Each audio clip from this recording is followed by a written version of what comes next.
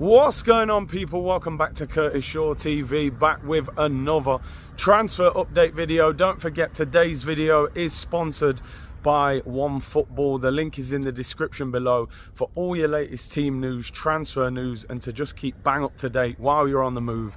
Download the OneFootball app, link in the description, and the QR code is there in the top right hand corner. Big up to everyone who's been tuning in throughout this transfer update series. We are now in LA, a sunny LA, although it's very early in the morning here, and we're obviously getting ready for the game midweek against Barcelona, but we've still got a couple of days until that game. So we'll build up to that slowly, but obviously we're here to talk transfers today, people. What is going on for Arsenal? Obviously we were beaten by Manchester United a couple of days ago. There's been lots of talk and fallout from that game.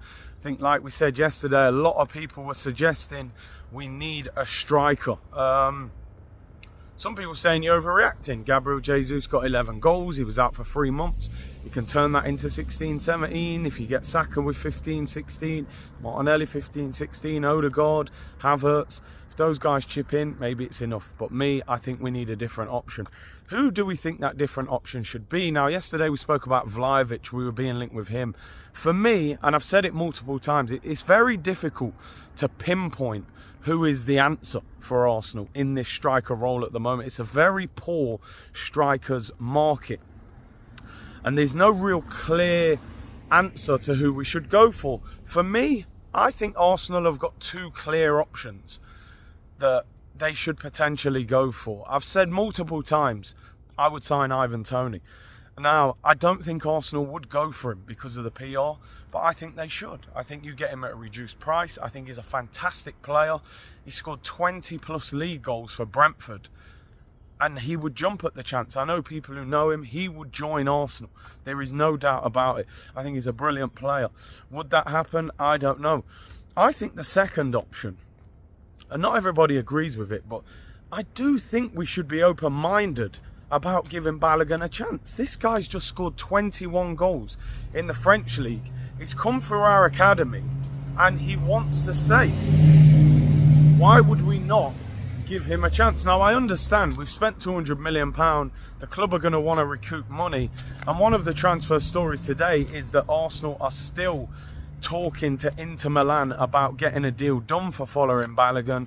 Apparently they've offered 40 million euros. Arsenal want 50 million euros, which is around 43 million pounds. Arsenal probably looking at it going, listen, it's a lad that was loaned out last summer. He wasn't really in our plans as a first team player. He's gone and had a fantastic loan, and now we can possibly get 40, 50 million euros for him. So they are probably going to cash in on him if they could. But, you know, we're being linked with players who haven't even scored as many goals as him. You know, but I don't know. Some people don't think Balogun's ready. But for me, if you're not going to sign a striker, then surely Balogun should be the one who gets an opportunity. You sent him on loan. He's done the business. Okay, we can say French league's not as good as the Prem, but how do we know that's not a potential star in the making? If he was a French player and he'd grown up in the French league and he'd scored 21 goals at 21 years of age, clubs would probably pay 50, 60 million pounds for him. You know how it goes. Rasmus Højlund on the verge of going to Man United. He scored 9 goals last season. So I don't know with that one, but looks like Balogun could be on his way to Inter. I just think Arsenal are trying to recoup cash. So, you know, for me, they're two of the solutions that I think Arsenal should be looking at. Let me know in the comments, what would you do? What striker would you go for? Give me a realistic target. Would you consider giving Balogun a chance and maybe selling Eddie Nketiah instead? Let me know in the comments, people. One striker that I don't think we will be signing, despite my impeccable question in the press conference, is Kylian Mbappe. He's been offered the biggest deal in sporting history by Al Hilal. $13 million a week. $13 million a week. I think you can just about survive on that money, couldn't you? They've offered $250 million to sign him. PSG have accepted it according to reports. But will he accept it? You know, I think it would be a big loss to football to see Mbappe go to the Saudi league. But, you know, can you really turn down 13 million a week? let's see the latest on that one, people. Kylian Mbappe.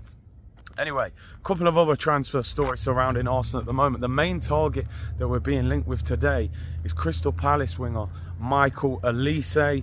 We all know him well. He's a very good player. French under-21 international right winger, a position that we need. Would be very good competition for Bukayo Saka. I rate him, but I got really annoyed with him against Manchester City last season when he fouled Gundogan for no reason and just gave him a penalty.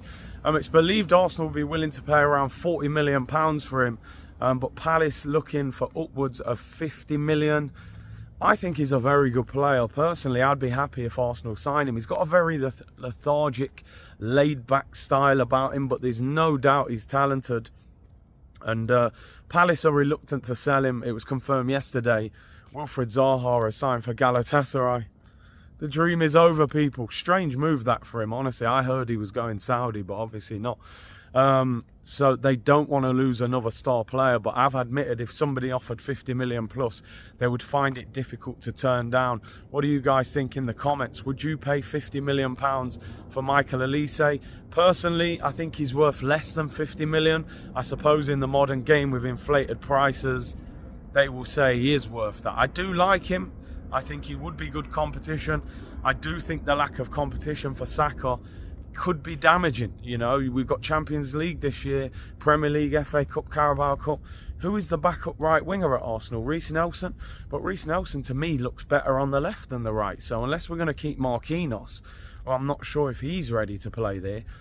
All our other wingers are better on the left. Smith Rowe, Trossard, Martinelli, they're all better on the left-hand side. So I do think Arsenal should be going for a right winger. Let me know in the comments, would you pay 50+ million for Michael Olise? Tierney did an interesting interview yesterday, stating that he's happy at Arsenal. He wants to stay.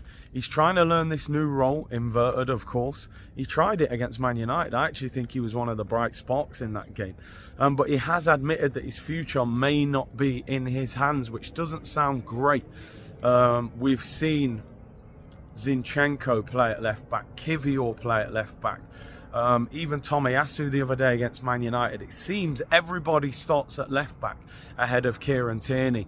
Would you keep him? I would absolutely keep him. I still think he's a quality left back.